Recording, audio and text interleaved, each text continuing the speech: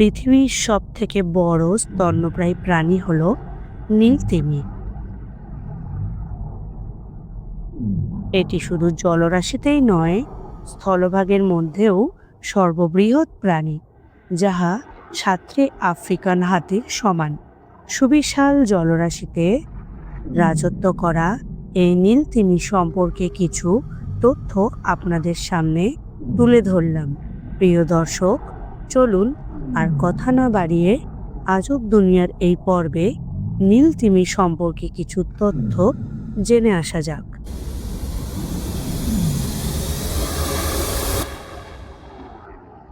ভারত মহাসাগর, আটলান্টিক মহাসাগর, প্রশান্ত মহাসাগর ছাড়াও পৃথিবীতে যতগুলি সাগর মহাসাগর আছে, সেখানে বিভিন্ন প্রকার তিমির দেখা মেলে। যেমন খুনে তিমি, বেলুগা তিমি, ধূসর তিমি, ফিন তিমি, পাইলট তিমি ও আরও অনেক ধরনের তিমি। কিন্তু এই তিমির মধ্যে সবচেয়ে বড় তিমির নাম নীল তিমি। এদের নাম নীল তিমি হলেও এদের রং মোটেও নীল নয়, বরং এদের রং নীল ধূসর রঙের বা রূপালী রঙের হয়ে থাকে। কিন্তু সমুদ্রের জলরাশির নিচে এদের দেখতে নীল হয়। এই নীল তিমিকে অনেকেই মাছ বলে মনে করলেও এরা মোটেও মাছ নয়, বরং মানুষ তথা জীবকুলের অন্যান্য স্তন্যপায়ী প্রাণীর মতো এরা জলজ স্তন্যপায়ী প্রাণী। আগেই বলেছি, এরা পৃথিবীর সর্ববৃহৎ স্তন্যপায়ী প্রাণী, যেটা আকার ও ওজনেও। একটি পূর্ণবয়স্ক নীল তিমির দৈর্ঘ্য প্রায় 30 মিটার বা 100 ফুটের মতো লম্বা হয় এবং ওজনে প্রায় 150 টন হয়ে থাকে। এদের গড় আয়ু প্রায় 80 থেকে 90 বছর। প্রসঙ্গে বলা যায়, সবচেয়ে দীর্ঘজীবী তিমি হচ্ছে বোহেড তিমি। এরা প্রায় 200 বছর পর্যন্ত বাঁচতে পারে। নীল তিমির হৃৎপিণ্ডের আকারও অস্বাভাবিকভাবে বড় হয়, প্রায় 2টি মাঝারি আকারের গাড়ির সমান। এদের জিহার আকারও বিশাল বড়, প্রায় 8 থেকে 9টি প্রাপ্তবয়স্ক হাতি অনায়াসেই দাঁড়াতে পারবে। একটি নবজাতক নীল তিমিও আকারে অবিশ্বাস্য বড়। এদের দৈর্ঘ্য প্রায় 23 ফুট এবং ওজনে প্রায় 4400 পাউন্ড হয়। অবাক করার মতো বিষয় হলো, প্রথম 8 মাসে এই নবজাতক তিমি খুব দ্রুত বৃদ্ধি পায়, কারণ তারা প্রতিদিন মা তিমির 500 লিটার করে চর্বিযুক্ত দুধ পান করে থাকে। আমরা জেনেছি যে তিমি কোনো মাছ নয়, মাছের কোনো বৈশিষ্ট্যও এর মধ্যে বিদ্যমান নেই, শুধুমাত্র বাসস্থান ছাড়া।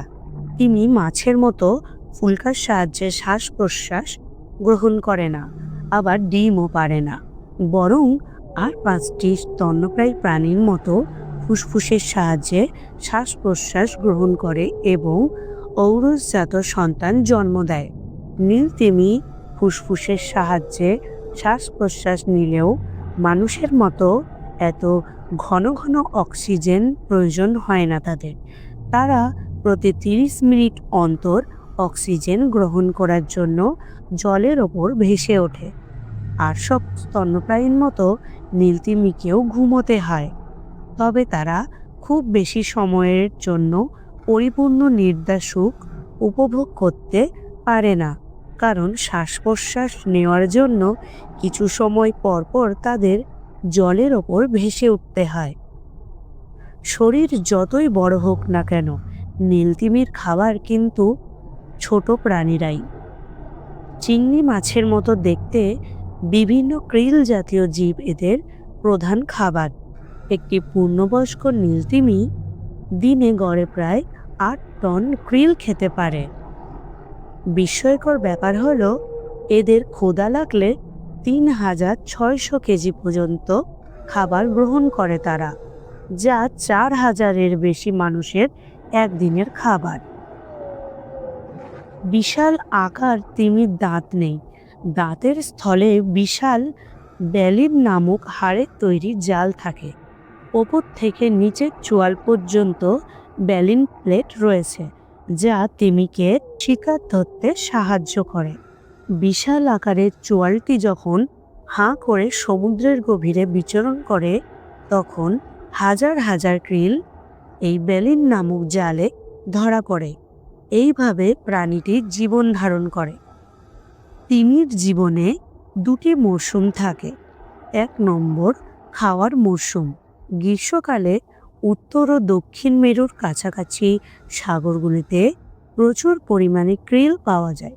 তখন তিমি প্রচুর পরিমাণে ক্রিল আহার করে এবং শক্তি সঞ্চয় করে। দ্বিতীয়ত প্রজনন মরশুম। শরৎকাল থেকে শীতকাল পর্যন্ত চলে এই মরশুম। সন্তান প্রসব করার জন্য গ্রীষ্মকালে এরা উষ্ণ সাগরীয় অঞ্চলে স্থান পরিবর্তন করে, কারণ শীতল জলরাশি এদের সন্তান প্রসবের জন্য উপযুক্ত নয়। কারণ শীতল আবহাওয়ায় তিমির সন্তান বাঁচতে পারে না। একটি মজার ব্যাপার হলো, তিমিরা পরস্পরের সঙ্গে এক ধরনের সুরেলা শব্দ করে যোগাযোগ স্থাপন করে, যা তিমির গান নামেও পরিচিত। এই শব্দ 163 ডেসিবেল তীব্র হয়ে থাকে এবং এটি প্রায় 1000 কিলোমিটার দূর থেকেই শোনা যায়। বিস্ময়কর ব্যাপার হলো, তিমি কখনোই পুরোপুরি ঘুমোয় না। তিমির মস্তিষ্কের দুটি অংশ থাকে। এই দুটি অংশ পালাক্রমে ঘুমায়, কারণ তাদের শ্বাস প্রশ্বাস নেওয়ার জন্য জলের ওপরে নির্দিষ্ট সময় অন্তর ভেসে উঠতে হয়। এদের মস্তিষ্ক যদি পুরোপুরি ঘুমিয়ে থাকে, তাহলে এরা শ্বাস প্রশ্বাস বন্ধ হয়ে মারা যেতে পারে। 1900 সালের দিকে পৃথিবীর প্রায় সব সাগরেই নীল তিমি রাজত্ব করত, কিন্তু মানুষের অত্যাধিক তিমি শিকারের ফলে তিমি আজ বিলুপ্তের পথে।